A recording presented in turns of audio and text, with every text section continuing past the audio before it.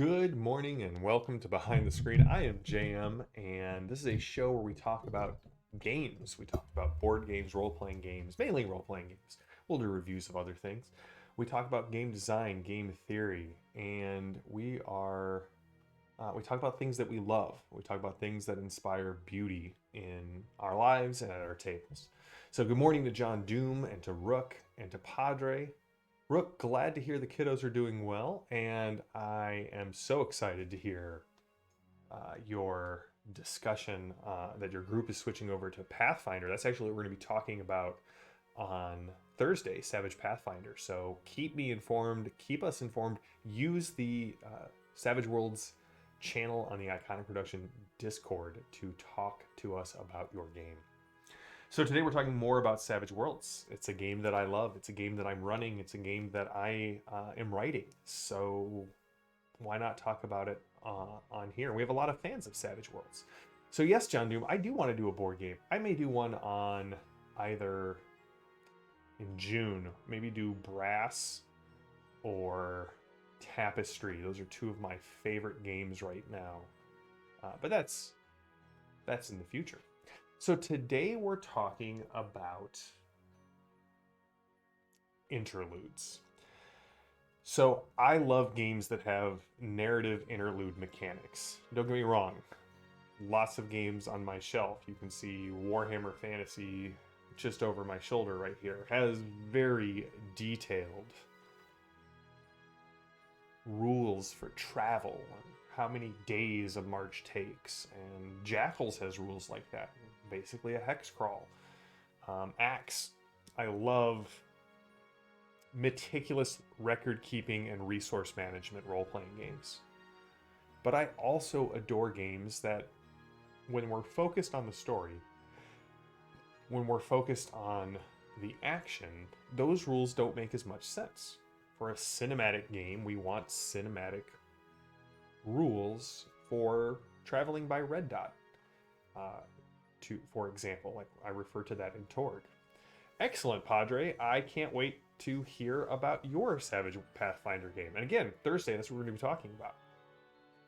So I first did this sort of thing in an Exalted game that I've talked a lot about. Group had to get from one space, one part of the world to another, and I said, how do you guys want to do this? And there were several ideas. I wanted to get to the adventure, and they ended up talking to a tree god that wrapped them all in roots, crushed them down, and sent them as sap along the vast root network. And they thought that was really cool. We got to skip over a couple of weeks of gameplay and jump right into it. 13th Age has great mechanics for this. The travel montage. Because we got to talk about a montage. Where instead of saying, hey, here's all of the different things that are going on and the days and the slow plotting, what we're going to do is instead start with one person and go around the table. And so we're going to say, John, what's something that came up along the trip that could have prevented you from reaching the destination on time, or was an interesting encounter? All right, Padre, how did your character solve that? All right, what's the next thing? And so you basically get this sort of role-playing, shared storytelling, allowing the players to set up the scenes and resolve them with very little narrative input from the GM. Sometimes I'll interrupt an interlude with a cool random encounter, but for the most part, I let the travel montages sort of stand as they are. And thanks for getting the reference, John Doom. You can have a Benny. So we have this, and 13th Age expanded that out quite a bit. I'm very proud of the work that Wade and I did, just doing investigative montages.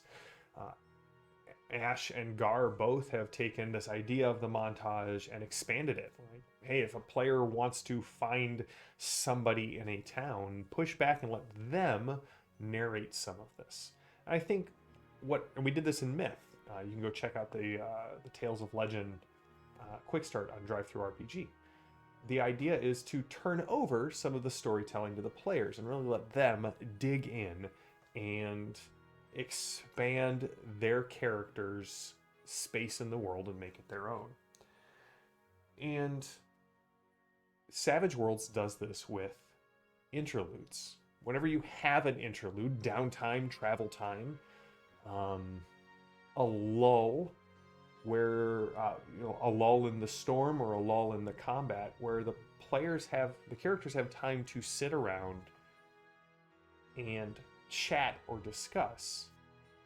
Savage Worlds, as they do with so many things, they keep coming back to their core mechanics, and the action deck is one of these core mechanics.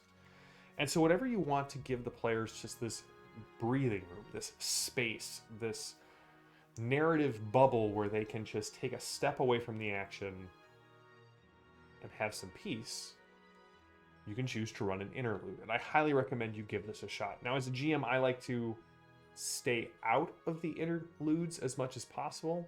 Maybe I'll ask a couple of leading questions to kind of tease out a little bit more detail.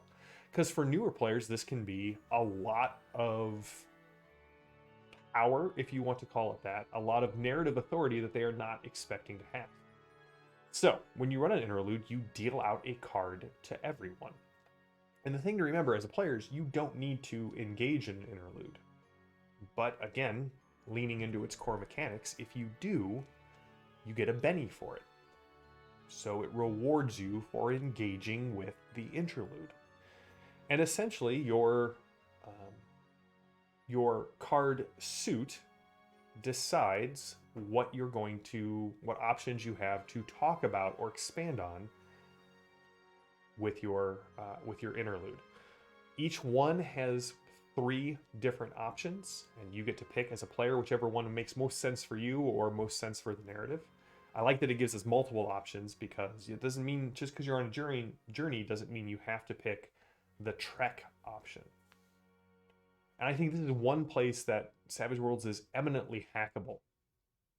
Add more style of options based off your setting.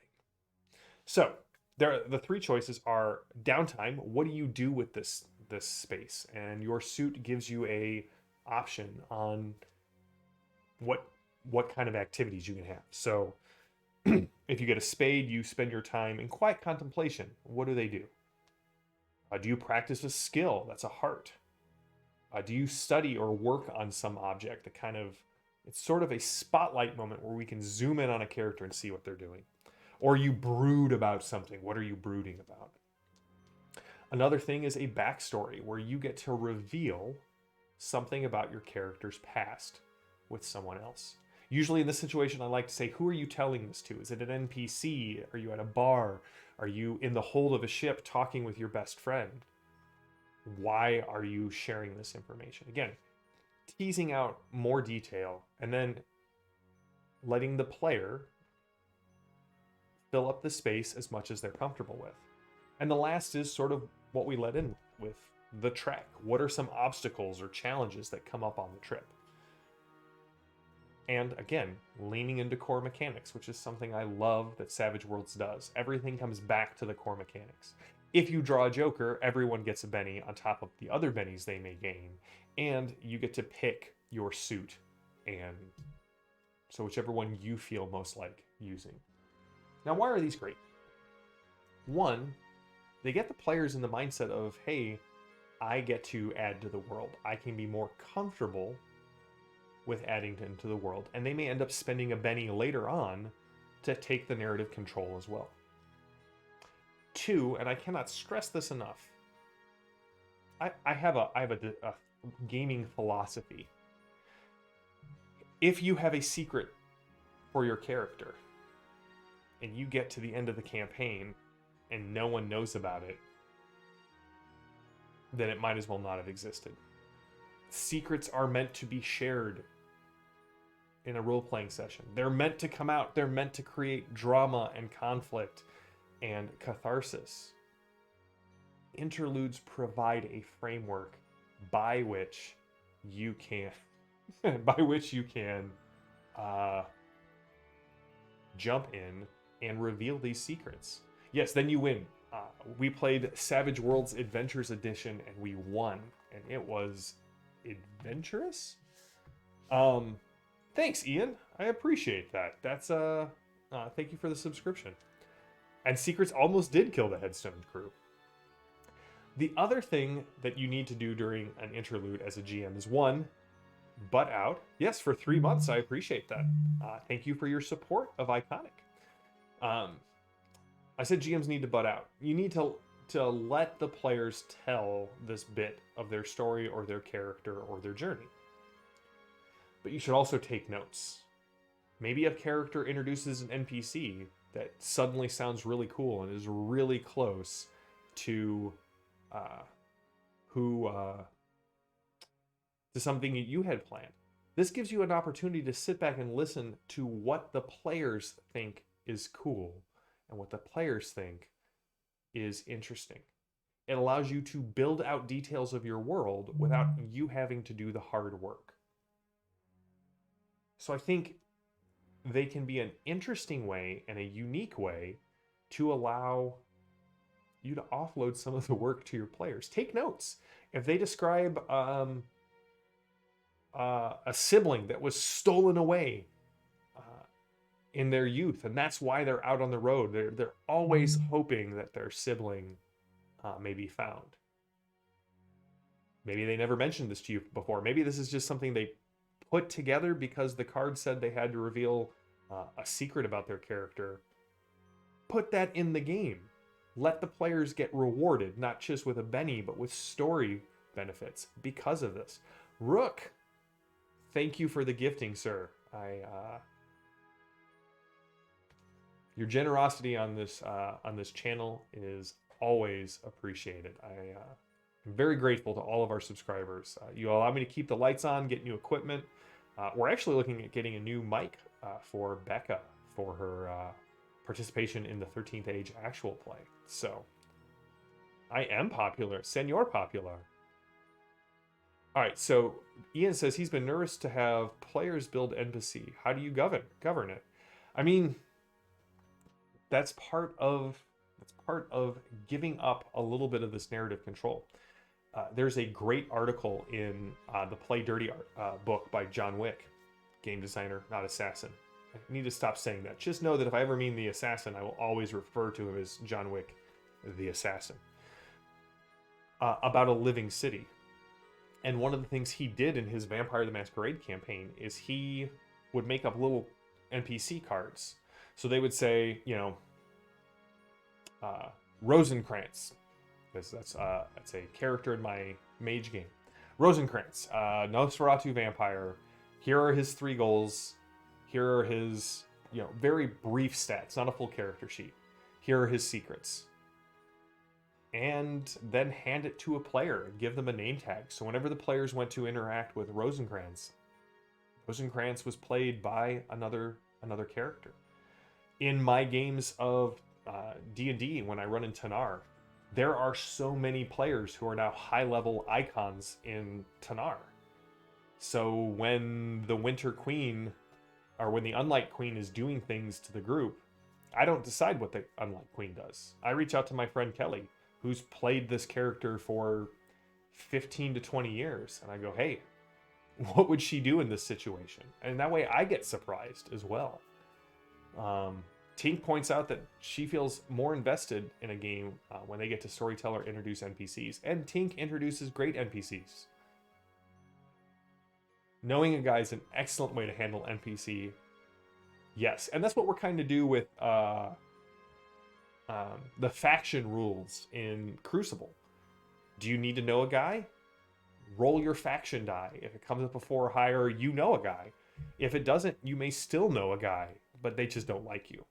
Burning Wheel has a great mechanic for this called the circles. You have circles that your character moves in. And when you need to find somebody, you roll your circles and the obstacle is modified by this great little chart.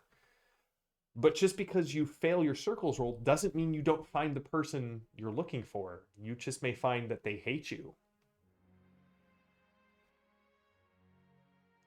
Drama. You have interesting things.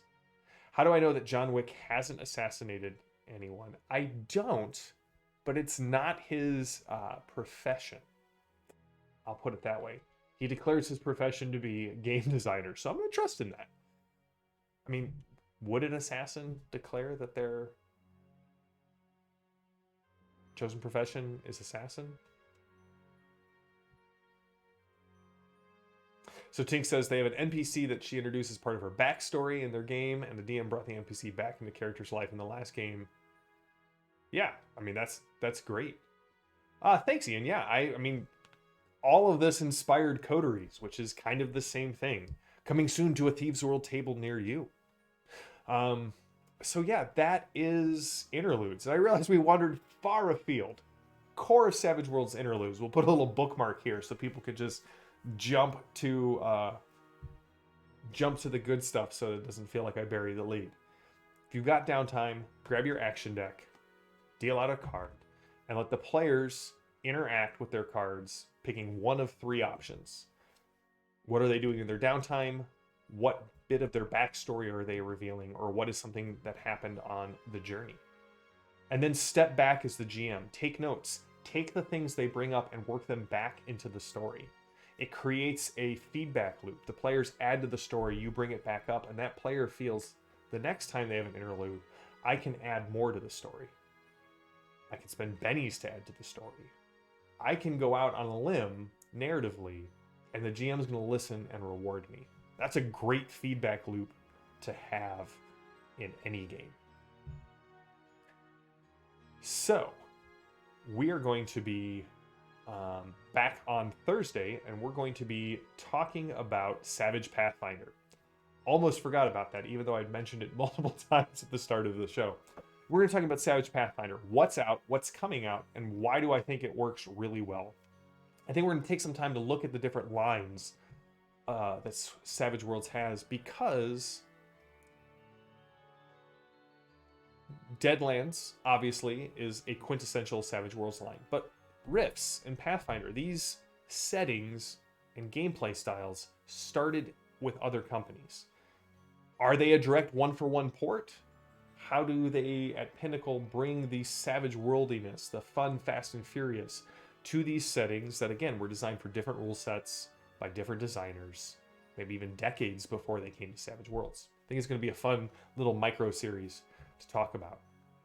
And then tonight we have our Crucible of Realms game, which is going to be awesome. The group is ascending Monkey Mountain and attempting to find a portal back to the city before the world they have found themselves in is completely consumed by the wake of the void. We've got some interesting things that have come up since the last week since we played, things that the characters have done, things that the players are talking about. So I think it's going to be a ton of fun. I'll give you a hint. The very first thing I'm going to do after the recap is confiscate all of their character sheets. And then we're going to start playing. I am really excited about that. Yeah, John, I do want to get Mike on here to talk about design decisions, because he did a great job, and I can't wait for the other stuff that they're working on.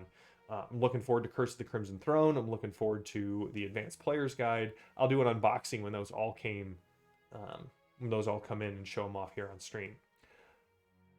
Padre says one of his major characters in an adventure game is the NPC who gives missions, for the Delphi Council and Torg. I'm writing an act for a Torg adventure that brings V back. If you follow the Ulysses, what are they called? Tribal releases over on My Miniature, where you get the STL files as well as the adventure. I've got several adventures that are coming out for that, one of which brings Kowalski as a quest giver. I do it all the time. I like having my player characters come back in cool and exciting ways. And then, just because we have a sponsor with Strange Owl Games, next Tuesday, a week from today, by the time we do the show on Tuesday, the next Strange Owl Kickstarter will be live. It's going live on May 16th. I'm very excited about it. We'll probably do a couple of shows on that. Not in behind the screen, kind of off sequence, but who knows. So, thank you to everyone. Thank you to Rook for his generosity, Ian for his subscription, for everyone else who subscribes and follows and interacts and engages. It is just a joy and a pleasure, and thank you. I just did my thank yous for the Patreon. I'll do my thank yous here. I get to do this. I get to talk about games which I love because of your guys' support. So Cheers, everyone. Hey, Phantom, it's good to see you, buddy. V's Safe House brand safe house is the safest safe house you'll ever set foot in. I do think we should do something with that, Phantom. That would be hysterical. I may need to refer to Alcatraz being not the safest safe house that she's ever been in. Kowalski, one great reference, and yes, love Kowalski. One of the best characters in that pilot. Like, I felt far more connection with Kowalski than I did. No, Kowalski was our techno demon who became a good techno demon, an aspirant, because of 80s action movies, being exposed to 80s action movies. Ooh, Padre, let me know how that goes. Did you get resin or FDM? I will let everyone know when all the podcasts will be. If you guys are following us on Instagram or Twitter, that'll be the place to do it. We'll get cool little cards, thanks to Tinker Hellraiser for all of our new cards and images. We'll get those sent out well in advance to let people know when we're talking about things. So, until next time, stay safe, stay healthy, stay gaming. I will see you all tonight for Crucible of Realms, and if not then, on Thursday for our next Behind the Screen. Until then, have a good one.